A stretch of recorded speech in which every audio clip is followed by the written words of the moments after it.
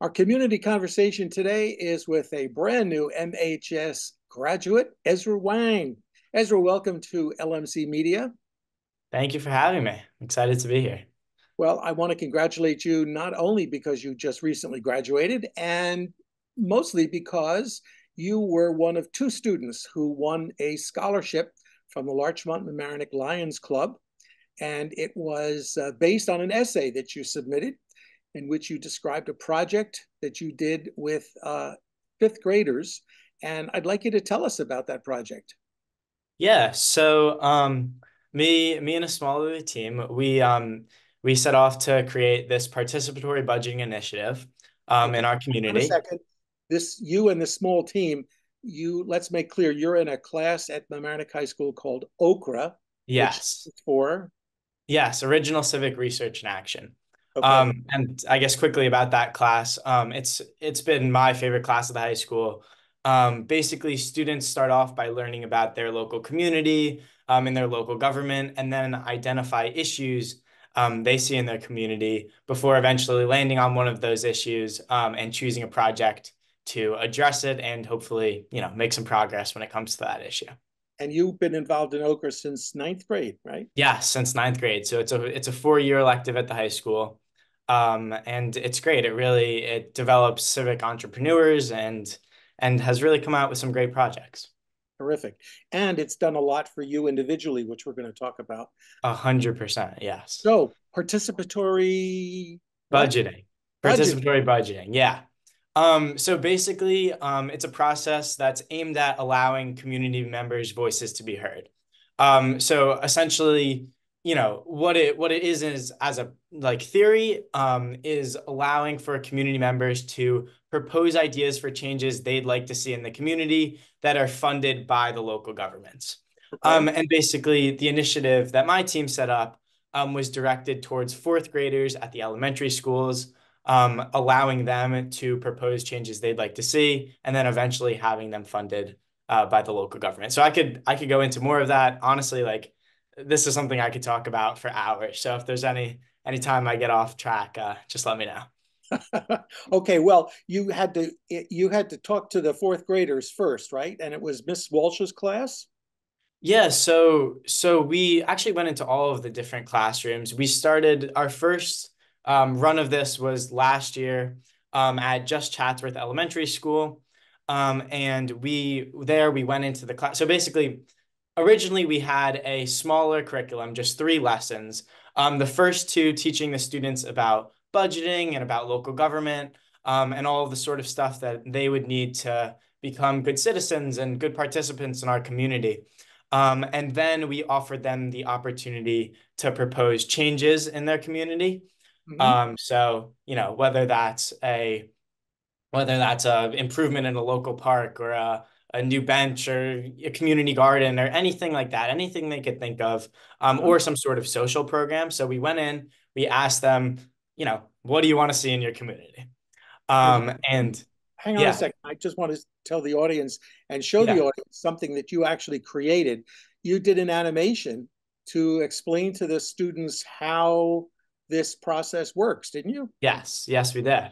I'd like to take a look at it with you so we can play it right now. What does the participatory budgeting process look like? Step 1. Idea proposal. You, the students, propose ideas for improvements in the community. These improvements can be whatever you dream of. Sample ideas include improvements in parks and sports spaces, for example, new basketball hoops or a community garden. Every suggested improvement is a great idea. Step 2. Project development. A group of students and locally elected officials review ideas from Step 1, narrowing the list.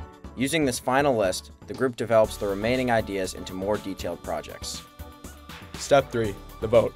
You get to vote on the finalized list of projects, choosing the project that you like best. That's right, your vote is important in how money from the local budget is spent.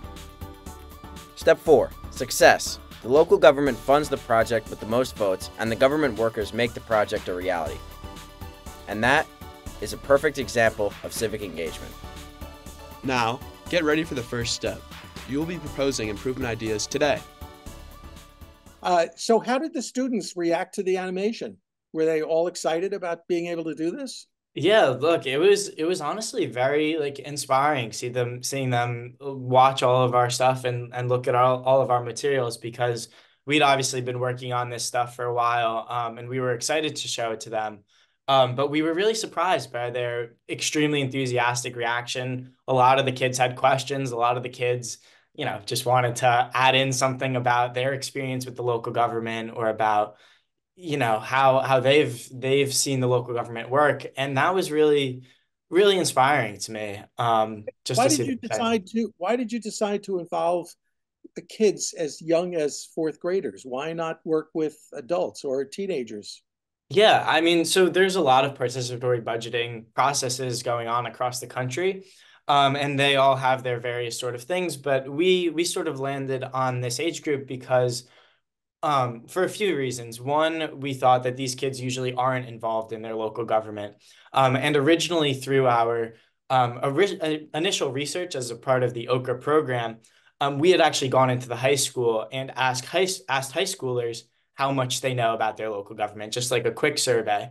The results of that were truly just shocking. Like over 50% of high school students couldn't name a locally elected official or a service provided by the community. And that was just like a scary fact for all of us. And so we sort of went with the idea of if we start students young and learning about this stuff and getting them involved, hopefully by the time they're our age and by the time they even grow up and are at the real voting age, they would be able to, know more about their community. And just very quickly, something that really got us just so interested in participatory budgeting in particular is a survey was done in New York City about how people who participate in participatory budgeting are 7 to 8% more likely to vote when they grow up. Or that was actually, I think, done with adults. So we assume those results will carry over when this is done at the elementary school level. So that was something that like we saw and we're like, wow, we can really like help make a difference here. So in your essay, you talked about working with the students and you had to prepare materials for the teachers, right? The teachers Yes. had to support this project. Yeah, so if I could go a tiny bit off tangent here. So there was a lot of things that were involved sort of with all of this. We had to one talk to the local government and the local government officials, which was something we had to set up before we even got to the students. And so we had to go to them, get funding for this project or for this initiative. Right. And then we went to the students. So we we went in, we like ran the lessons with the students and the teachers. We had to talk to the schools as well, I think is what you were getting at before we went in with the students. We met with the principals, the teachers, sort of briefed them on what our vision was. And we really have always we don't want to force anything onto the teachers. We know that they've taught about local government and about all of that stuff for a very long time. So we sort of just wanted this to be an add-on to what they're doing and hopefully be helpful. And they really bought in. And I think it helped that when, the teachers were excited about it, then the students got excited about it too. And that was really special. Yeah, you had to get buy-in from all the principal players. How much funding did you get, by the way, for this initial project? Yeah, so last year, our first year in doing this, we got $1,000 to run at Chatsworth. Then we expanded to 7,000 this year. Oh, I don't want to say which municipalities because it's mixed up. I don't want to misquote it. But 3,000 from one of the it's all three municipalities and all four sure, elementary schools. sure. So Uh-huh. 3,000 from two of the municipalities, and then one again from I believe it's the village of Larchmont that deals with Chatsworth. Okay. Yeah, sorry. So originally 1,000 from village of Larchmont for Chatsworth. Uh-huh. This year 1,000 again at Chatsworth, and then 3,000 from the town of Mamaroneck and the village of Mamaroneck for the other schools. It's hard to keep track of all that, isn't it? It is. It is. There's a lot going on, and something, I don't know if this is at all helpful, but or yeah, cut me off. Okay. I just wanted to ask, what was the result? What was the project? It was a Yes. So the winning project ended up being two new water fountains at Flint Park. how nice. How Yeah, nice. very excited. What did you get out of this? I think in your essay, I remember that you wrote that you were not as good a speaker as you are now, having made these presentations to municipal people and students and teachers. What else did you get out of it? Yeah, definitely. Look, I think just OCRA in general, going from ninth grade to where I am now, I was a much like less comfortable speaker in these sort of situations. And I think, the great thing about the OCRA program and the great thing about this project was I was really thrown into these situations. And I had a lot of practice with my group and a lot of practice in front of people who are honestly the people in the community are just so, friendly and inviting and want you to be able to do these things. And that was really, really helpful in me just becoming a better public speaker.